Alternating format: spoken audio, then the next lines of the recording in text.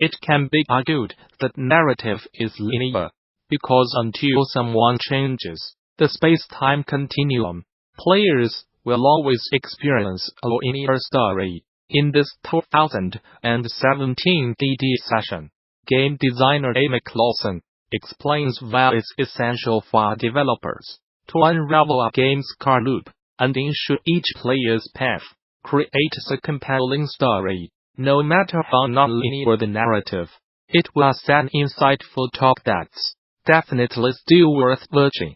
So developers should not miss the opportunity to do so now that it's freely available on the official GD YouTube channel. In addition to this presentation, THEGDC Vault and its accompanying YouTube channel offers numerous other free videos, audio recordings, and slides from many of the recent game developers conference events. And the service offers even more members-only content for DD Vault subscribers. Those who purchased all access passes to recent events, like DD Vault, already have full access to DD Vault, and interested parties can apply for the individual subscription via the DD Vault subscription page. Group subscriptions are also available. Game-related schools and development studios who sign up for DD Vault Studio subscriptions can receive access for their entire office accompanied by contacting staff via THEGDC Vault Group subscription page. Finally, current subscribers with access issues can contact DD Vault technical support. Mike Cook explores why building procedural generating RSC can be a tricky task. Game designer and researcher Mike Cook has put together a tutorial on his website that explores some basic building blocks of procedural level generation. It's the first of a multi-part series on the topic, and should be of interest to developers curious about different types of procedural generation and finding the balance between the unexpected and the fun. The tutorial explores the relationship generative space, the set of all things an algorithm can generate, and possibility space, the set of all imaginable arrangements, while providing interactive examples of far variations on a procedural level generation algorithm to illustrate those differences. This shows you how tricky it is to build a procedural generator. We want to think about how generators like normal game content to imagine a player playing a specific level and enjoying it, says Cook. But as generative designers, we have to think about the whole generative space, not just a single example from it. How big is the space? How rich with surprises is it? How often does it produce something boring or something bad? The full tutorial and any future entries in the series can be found over on Cook's website. Next generation AMAX prototypes and prototyping skills are here. If you have been reading and following this article series since last year, you are in for a treat. Previous articles in this series can be found and To recap, necessity indeed is the mother of invention, and methodology behind this series was born with. Image above shows various touchpoints for prototype testing in pre-prod cycle, as described in previous articles. Through many iterations, we realized a holistic design sprint approach, which is carried cross-discipline teamwork, CDT sprints, which aims at pulling in different creative disciplines like game design, art, UX, away at the right times during pre-production, using a natural model.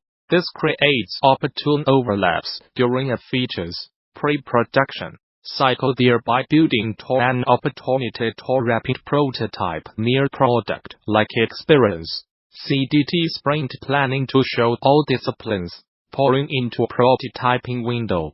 This sprints result in an unbelievably robust near-finished feature, EXP array and CDI and high fidelity that can rival, and even in some cases, exceed real products' aspirations, it can be placed in the hands of your playtesters and stakeholders. Used for A/B testing are just used in hackathons, pitching game ideas, and best part. But that's not all. While the previous articles in the series did push the limits of existing ops prototyping tools, they can be safely cataloged as Generation 1 prototypes. The focus of this article is not simply how to create prototypes that feel more robust, polished, animated and deliver a real-world product experience, but it runs way deeper. With continued experiments over time with our usability tests, we realized that while standalone prototypes that follow traditional T-type format do generate valuable information about usability of our product, they do not necessarily give players the whole context of the bigger picture. Let me elaborate. Example: file making, fund transfers. The user does not need to look at e-statements and vice versa. That's up next.